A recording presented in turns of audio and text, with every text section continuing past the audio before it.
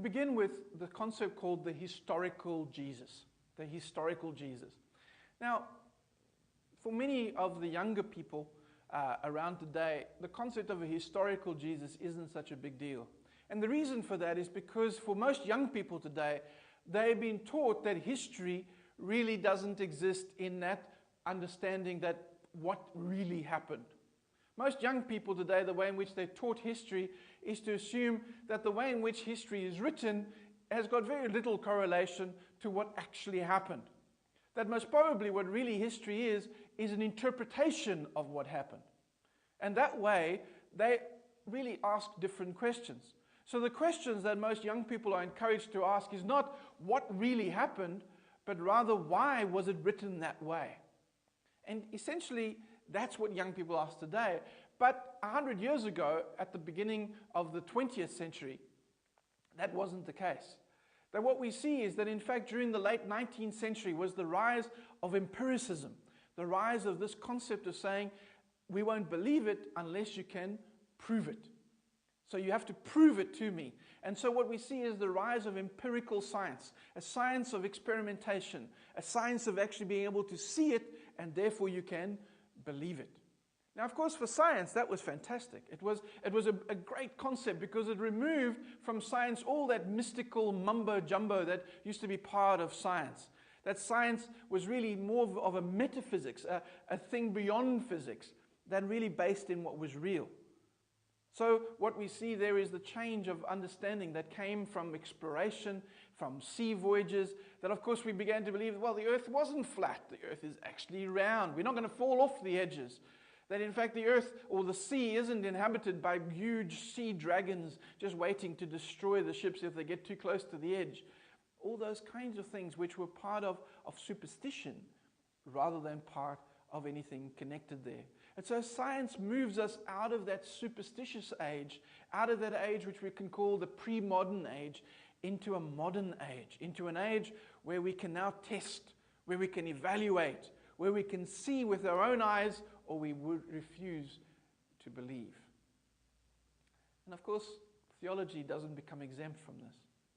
That the concept of Jesus and who Jesus is becomes part of that same search. And so what we see is that in the early part, or the second part of the 20th century, just after the Second World War, there's this rise of trying to find the historical Jesus.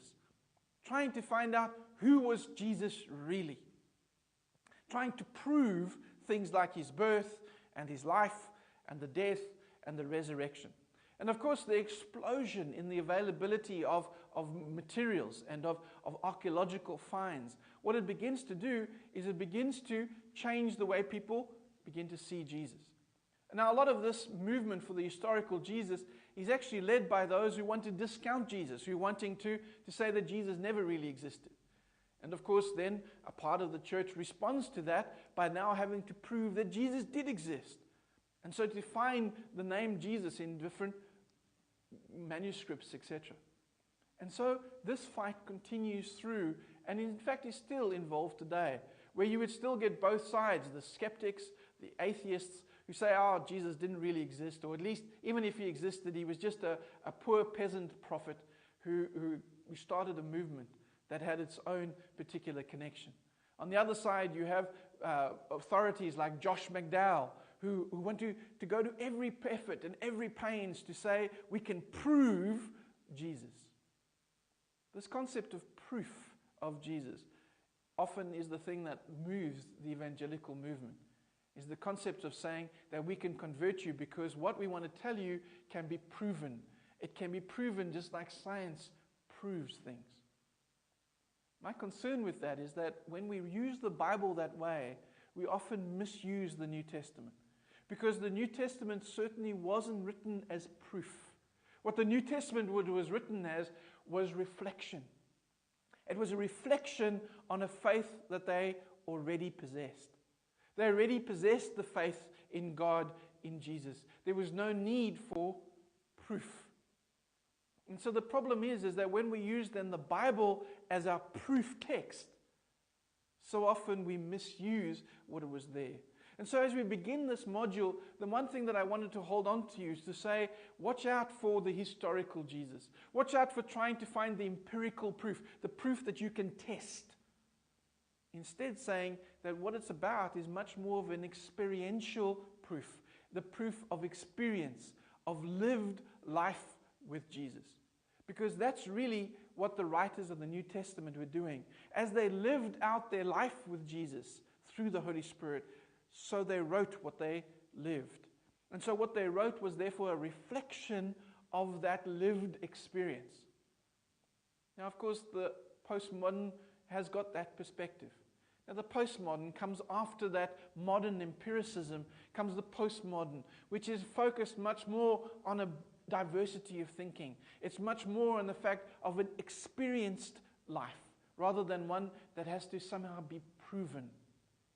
I think that, in fact, the reality of faith is something that can never be proven.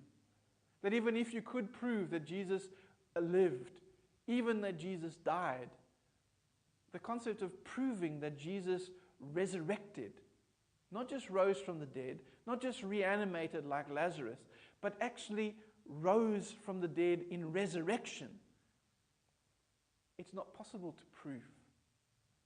And so trying to adhere to a historical connection with Jesus actually voids our need for faith and changes Christianity from faith to science. I don't think the Bible was written for that. I think the Bible was written as a chronicle of faith rather than a chronicle of science.